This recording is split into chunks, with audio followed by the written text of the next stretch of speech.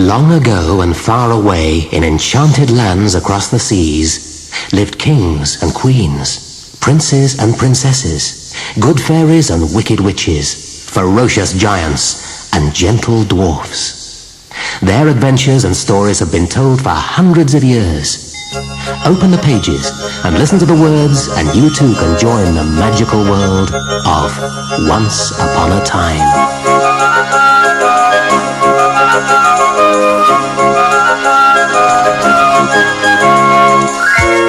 Dick Whittington.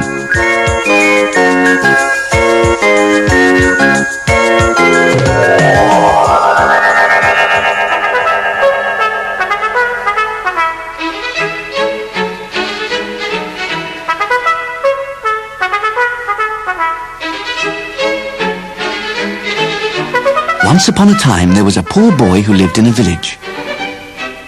His name was Dick Whittington, and he was an orphan. Dick had often heard the people of the village talking about London. He thought it was a wonderful, faraway place. "They even say that the streets of London are paved with gold," the local farmer told him. Dick was determined to go to London and find out for himself.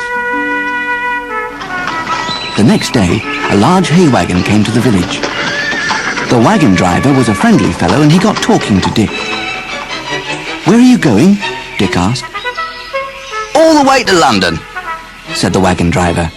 "I'll take you there. It'll be company for me." So they both set off.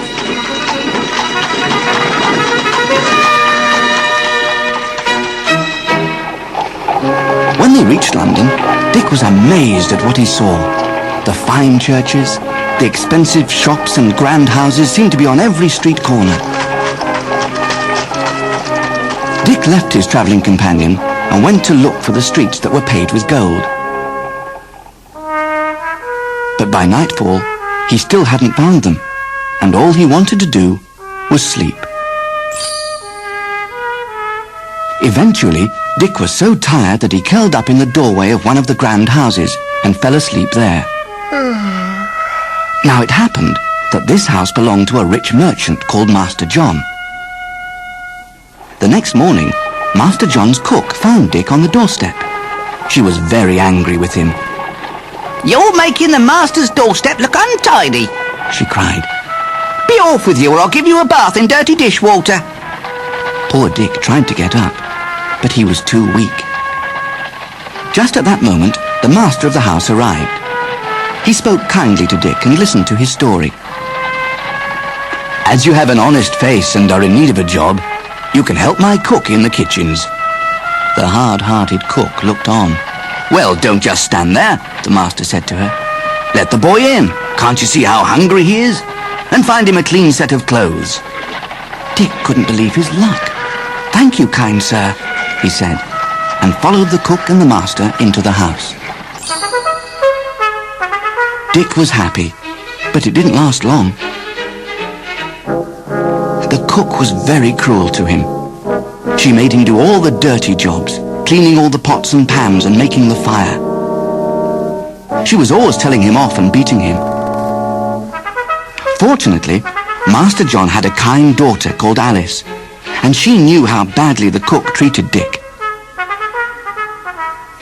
She took pity on Dick and gave him extra money because she knew he worked very hard.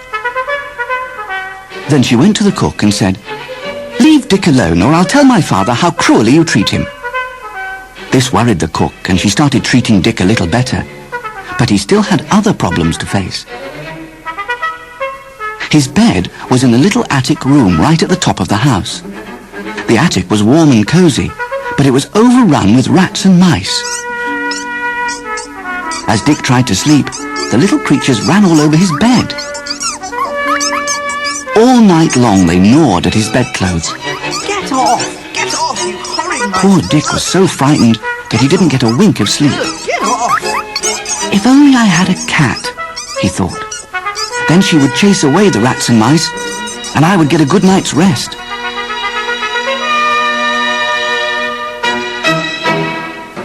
The next day, Dick went to market with a penny that Alice had given to him. There, he saw an old woman carrying a cat. Please, can I buy your cat? Dick asked. Well, she's like an old friend to me, said the old woman. And she's the perfect cat for catching mice. That's just the kind of cat I need, said Dick. And the woman agreed to sell her cat for a single penny, because a penny was rather a lot of money in those days. So Dick took the cat back to Master John's house. And that night he slept better than he'd ever slept, because the cat chased away all the rats and mice. One day, Master John called all his servants together. He told them that one of his ships was ready to sail, and if they had anything to sell, he would give it to his captain. Everyone except Dick had something to sell. I only have my cat, Dick told the master. Then you must send her, the master told him. So Dick agreed to send his cat. Dick missed his cat. Once more he could not sleep at night, because rats and mice kept running over his bed. Go away! Go away! He was so unhappy that early one morning he ran away from the house. Dick reached a little village just outside London. He sat down in front of a church, and the church bells began to ring. The bells seemed to be saying, "Turn again, Whittington, Lord Mayor of London. Turn again, Whittington, thrice Mayor of London." If I am to be the Lord Mayor of London, thought Dick, I will turn again. It's even worth putting up with that awful cook if one day I will become mayor. So Dick went back to the house. Meanwhile, on board Master John's ship, Dick's cat was making herself very useful by eating all the rats and mice. After a long journey, the ship finally reached the hot shores of Arabia. The captain of the ship sent a messenger to the Sultan with a note saying, "We have many beautiful objects for you to buy, Your Majesty. Would you like us to bring them to the palace?" A few hours later, the same messenger returned from the Sultan's palace clutching a note from the Sultan. It read, "Tonight we are holding a banquet. You are welcome to join us and to bring your wares with you." The captain accepted the kind invitation, and that night he went to the Sultan's palace. The exotic food was served on golden dishes. The captain was looking forward to a delicious meal. But while he was talking to the Sultan, and before he even had the chance to take a bite, hundreds of rats rushed into the room. The crafty little creatures had almost eaten everything in sight within a few minutes.